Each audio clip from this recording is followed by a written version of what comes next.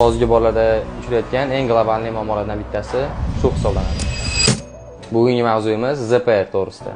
ZPR bolalarda aqliy harakatiy cheklanish, ozgina orqada qolish o'z tengdoshlariga nisbatan. Bu bolamiz ismlari Muhammad Yusuf, Zirodat klinikasida 1,5 yildan beri lecheniya oladilar. 1 yil Namangandagi filialimizda olganlar, keyin bularga обязательно bu yoqdagi doktorimiz Abosik Yusufjanovichning lecheniyalari kerak bo'lgani uchun endi hozirgi kursni bu yoqda davom ettiryaptilar. Bundan oldin 8 ta kurs Namangandagi filialda olganlar. Hozirgi menda 3-kurs menga kelyaptilar. Bu pasientimizga hozir qilayotgan lecheniyalarimiz biz tarafdan faqat hozir massaj, LFK, keyin bolada eng muhimi kerak bo'lgan bu yurishga tayyor bo'lib qolganligi uchun muvozanat, kontrol, ravnoves, keyin bolaning qo'rquvlari bor, qo'rquvlarni kamaytirish. Hozir LFK bilan razrabotkani kamaytirganmiz, massaj bilan faqat muvozanatga ishlayapmiz.